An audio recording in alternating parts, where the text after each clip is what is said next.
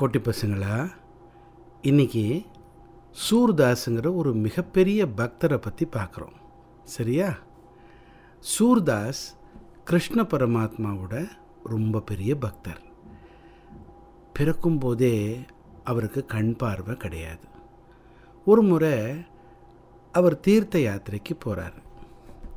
போகிற வழியில் கண்ணு தெரியாததுனால கிணத்துக்குள்ளே விழுந்துடுறாரு. கடவுளே, எனக்கோ கண் பார்வை தெரியாது, நீ தான் என்னை காப்பாற்றணும் அப்படின்ட்டு கடவுள்கிட்ட பிரார்த்தனை பண்ணுறாரு. ஒரு வார காலம் அவர் பாட்டுக்கு அந்த கிணத்துல இருக்கார். கடவுளோட அனுகிரகத்தில் எப்படியோ கிணத்துலேருந்து வெளியில் வந்துடுறாரு. திடீர்னு பார்த்தா கிருஷ்ணர் ராதை 2 பேர் பேசுகிறது அவர் காதில் கேட்குது. கடவுளே, கிருஷ்ணா, என்னால் உன்னை கேட்க மட்டும் முடியுது, ஆனால் பார்க்க முடியலையே, ஏன்னா எனக்கு கண் பார்வை இல்லையே அப்படின்னு வருத்தப்படுறாரு. கிருஷ்ணனை பார்க்கணுன்னு அவர் துடிக்கிறாரு. மேல் மூச்சு கீழ் மூச்சு வாங்குது. கிருஷ்ணனுக்கு புரிஞ்சு போச்சு. அப்போது நான் என்ன ஆச்சுன்னு பார்க்குறேன் அப்படின்ட்டு ராதே போகிறா. யார்கிட்ட? சூர்தாஸ் கிட்ட. அப்போ கிருஷ்ணர் சொல்கிறாரு, ராதே, அவங்கிட்ட போகாத, அவன் காலை பிடிச்சிக்குவான் அப்படின்றார். ஆனால் ராதே என்ன பண்ணா? கேட்கல. சூர்தாஸ் கிட்ட போய் நீ என் காலை பிடிச்சிக்குவியா அப்படின்ட்டு கேட்குறா. அதுக்கு சூர்தாஸ் பாவமா, நான் எப்படி ராதே உன் காலை பிடிப்பேன், எனக்கு தான் கண் பார்வை இல்லையே அப்படிங்கிறாரு. ராதே என்ன பண்ணுறா? மெதுவாக சூர்தாஸ் பின்னால் போய் அவரை தொடுறா. அப்போது கிருஷ்ணர் மறுபடியும் எச்சரிக்கிறாரு, ராதே, அவன்கிட்ட போகாத, அவன் கால்களை பிடிச்சிக்குவான் அப்படிங்கிறார். ஓஹோ, அப்போ சூர்தாஸுக்கு தெரியறது, ரைட், ராதை என் பின்னாடி இருக்காளா அப்படின்னு டகால்னு திரும்புகிறார். திரும்பி ராதையோட காலை பிடிச்சிக்கிறாரு.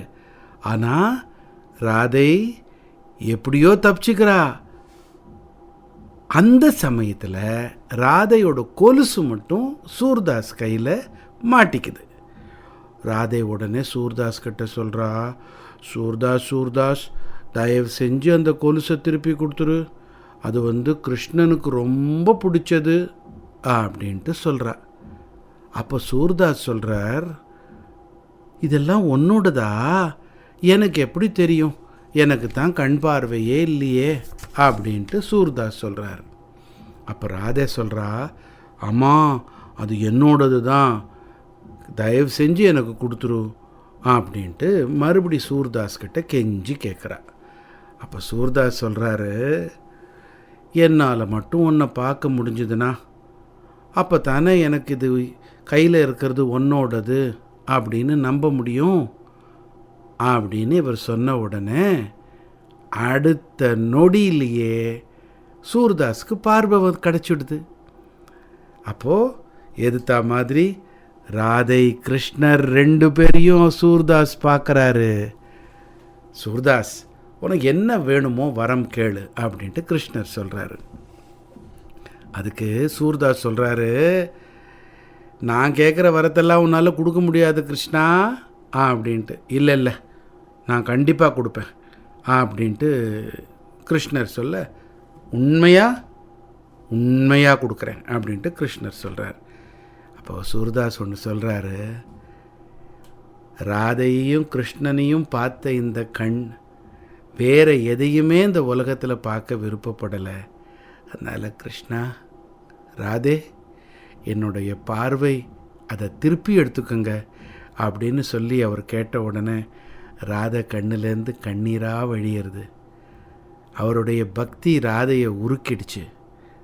சூர்தாஸ் மறுபடி பார்வை இழந்தவராக மாறி போகிறாரு. என்ன ஒரு பக்தி இல்லையா குழந்தைகளே? சூர்தாஸோட பக்தியை நினச்சி பாருங்கள்.